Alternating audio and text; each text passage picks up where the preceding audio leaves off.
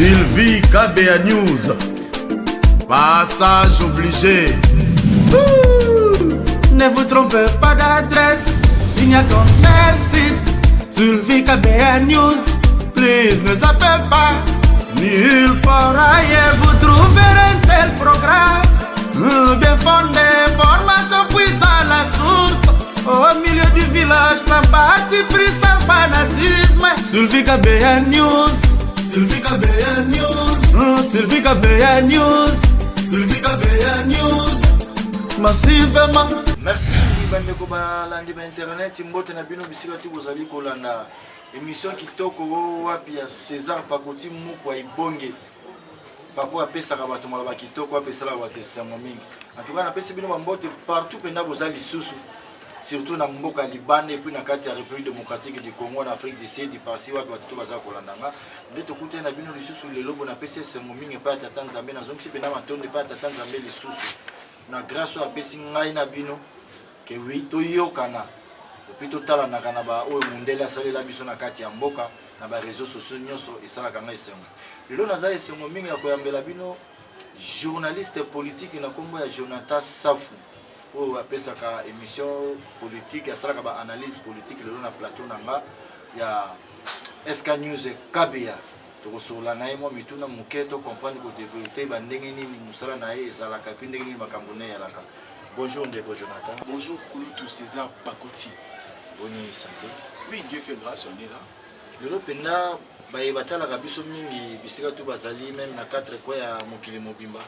Tozalaki na état d'urgence na kati ya mboka na biso. Le état d'urgence mokonzi mboka sa longolaki. Mais tu veux que tu as se protéger toujours puisque Covid-19 faisait toujours. Les maladies moroté que l'on a des maladies qui sont maladies tu es à la puisque ça la gagne. Mais il y a une ce qu'on a vu que mon boyer donc c'est paraître directement partout dans le pays sur tout qu'on sort. Yo moni boni. Oui, maladie à coronavirus ils ont existé. Ils ont existé dans la République démocratique du Congo. Certes, jusqu'à là des scientifiques bah ça la recherche dans le Congo. Ceux qui vont faire la recherche sur le Congo, eux aussi et ben nous mixer avec malade à coronavirus et comment on va pas ensemble. En bien maladie dans mboka. Ba scientifique ni na lobika ba scientifique zo bunda. Pour nous le qui signe les oyo ko mixer avec wana. Maladie dans la mboka. 5 mois de confinement, 5 mois d'état d'urgence. Après tout, le chef de l'État a décidé que l'on voilà. En tout cas, on appelle ça Rambote mingi na politicien munene amboko Jean-Pierre Lisanga Bonganga. O wapi. En tout cas, azalaki miaza ex-ministre na biso ya kati ya mboka oyo boyebaki kolandaki na pesa bangote mingi place aza kolanda biso na mosoki. Ndeko Jonathan Safu, likanisi nini ezwaki yo ndeko lelo mpona okoma kosala ba émission politique et puis ba analyse politique? Bon, moi souvent je dis le journalisme c'est ma passion et la politique c'est mon choix. Donc, moi nandima ko sala faculté à journalisme, mais ça la choix ya politique. Pourquoi? Parce que dans la République démocratique du Congo, ceux qui s'intéressent à la politique, politique s'intéressent à elle. Donc, il faut que s'approfondir dans peu de domaines où vous le voyez. En même temps, tu es dans le côté journalisme, en même temps que ça la mort politiquement moqué. Et on a mis que ça la moi et là on a dit la mort. Dans autant que le journalisme, nous avons spécialisé beaucoup plus dans la politique. Donc, c'est en quelque sorte, je suis journaliste. Dans la présentation, il y a une émission pour lui, tout César, au présentant bien été. Je suis Jonathan Saf, journaliste politique indépendant, présentateur de l'émission politique Yamboka. Donc, on a allé au Kambi, magazine. Et on a mis une analyse, vu que le Congo c'est notre patrie, toujours méca. C'est toujours le Congo qui gagne. Voilà un peu. Jonathan Saf, journaliste indépendant. Na ba analyse na ondingo osalaka na ba émission na wana tolandaka yo passer par là na ba réseaux sociaux na magazine na bino ba journaliste politique bokangamaka mwa mingi eloko nini utaka ke wini bokangamaka mwa mingi ezalaka après ko sala émission bien avant émission betan ko sala émission bato balandi a journaliste kinganya lobaki bona boka obeko bakangie pona ni te rectifier moi question biso ba journaliste politique te ba chroniqueur politique journaliste o respectaka déontologie journalistique ko bokangamaka mwa mingi te bato ba yo sala alamu ki un bon matin na tongo aibe le koloba te a respectaka déontologie politique déontologie journalistique te aleki na TV on ko buzoba yango bakangamaka mwa mingi Les journalistes politiques, les chroniqueurs politiques, les journalistes politiques, comme exemple, je vais citer le nom d'un aîné, un journalisme, Fabien Lumbala. Il y a un article au Kangamata. Jean-David Kilo, il y a un article au Kangamata. C'est pourquoi les journalistes, les chroniqueurs politiques, nous avons la faculté de journalisme pendant 5 ans à l'université. Article au Buzoba, moi, je suis chroniqueur politique, je suis journaliste politique. Donc, il faut c'est la question d'un journaliste. Un bon journaliste qui respecte la déontologie journalistique, je suis chroniqueur politique, je suis journaliste politique. Vous êtes chroniqueur politique. Déjà, quand on va interpeller Jonathan Safata dans la société, il y a la commune à Kinshasa. Non, parce qu'on dit des histoires qu'il faut. Tout le monde a fake news. Non. On va aller amélior un bon déjeuner na tongo moi miliki moi lia kebele allez une caméraman a télé caméra liboso avant de n'importe quoi et on a vu ba konzamboka vu que le chef de l'état Félix Antoine Tshisekedi Tshilombo a eu promulgué l'état de droit aux autres caméramans des autres tant que tu dis de bêtises tu dois te rendre devant la justice pour s'expliquer pourquoi tu as dit ça. On a pas chroniqueur politique, un journaliste politique. Un journaliste politique, un journaliste qui respecte la déontologie. Le président Bisso il a vu le problème de Kinshasa, Jean-Marie Kassamba. On a bien Kouloutou, on a bien Coco. Coco na Bisso, ba kambaka INPC na Kinshasa. Ce qu'on sait Bouzoba. Et quand un journaliste, on peut interpeller d'abord premièrement et puis on l'a lui va suspendre yo. Va suspendre au vendre pour un temps. Ce qu'on a chroniqueur au tout comme on a Jean-Marie Kassamba au Landelo. Voilà, chroniqueur politique, je suis un journaliste. Tu vas me faire au Kangama. Je suis un allez. Voilà les termes qu'il fallait. Tu te réveilles un bon matin, des armées qui n'encadrent. Qui n'encadrent comment quand? Parce qu'il y a quand colonel Tchachi, quand Kokolo, quand le Fumu là, les gens qui n'encadrent, comment quand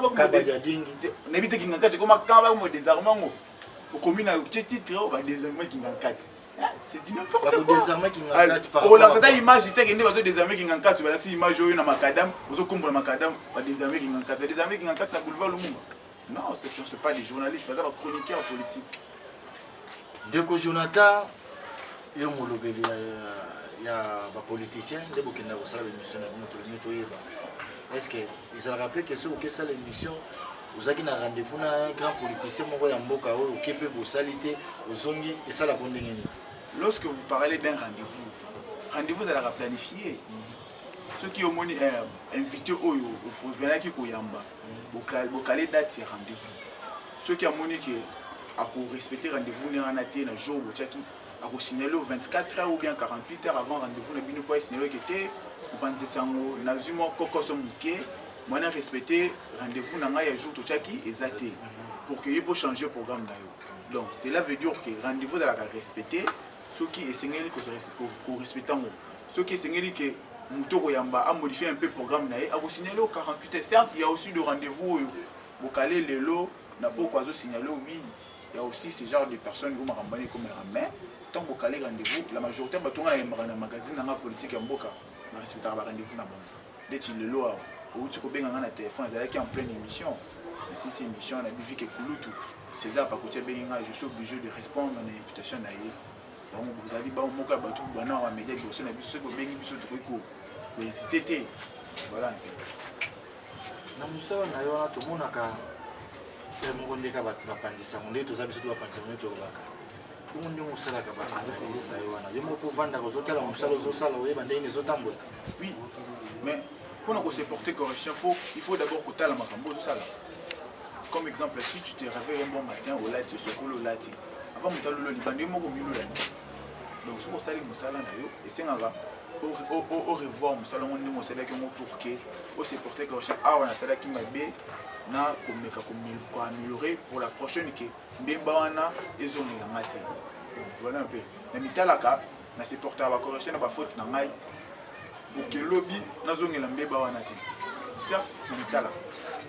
Mais tu as rappelé ce bino ba journaliste politicien bozalaka na ba parti na bino prix ya bato na bino bokenda bosalaka émission mona soki mutu kengani peut-être bandeko soki babengi bino osokoza côté wana kokenda soki bato ya FCC babengi bino ezali parti pris ezali babengaka baattaché de presse lelo outi kotanga kombo ya ancien ministre Lisanga Bonganga, il était ministre à son époque azalaki na attaché de presse na ye oyo tokoki kozalaka partout excellence Rosala partout excellence Rosala alors la compagnie attaché de presse na ye ezali te ke bazalaka ba parti pris non cabinet ministre ezalaka composé be cabinet président bien cabinet homme politique koni ezalaka na oyo babengaka chargé de communication en quelque sorte babengaka attaché de presse oyo balandelaka évolution ya mutu wana ndenge nini mpona kocommunique yango na miso ya bato nyonso yeba asalaki activité nini azokoprépare nini eza baparti pris te baza baattaché de presse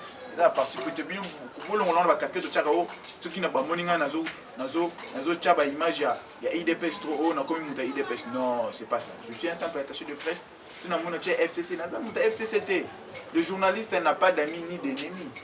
Mais bah monsieur Sobazali n'a pas de journaliste parti. Chroniqueur politique. Il y a un chroniqueur politique. Mais il y a une différence entre journaliste et chroniqueur. Chronique, il y a une université, il faut qu'il y ait un institut. Le journalisme, il y a une université. Il faut ça la part des choses. Il faut qu'on soit fiers de ça. Je salue tous les étudiants de l'université Révérend King. Donc, tozimo ngolo wana photo za la fière ngo tozimo ngolo otanga ba éminent professeur batanga sabiso ba 3 fois docteur soki olamki na tongo ko moza ba analyse politique ba fake news olamki o IDP c'est ça libre continuez Dieu va te bénir. En tout cas merci mingi bande ko moza ko landa biso bomono na za na plateau na ngana Jonathan Safo aza journaliste analyste politique indépendant ya mboka. Sylvie KBA News.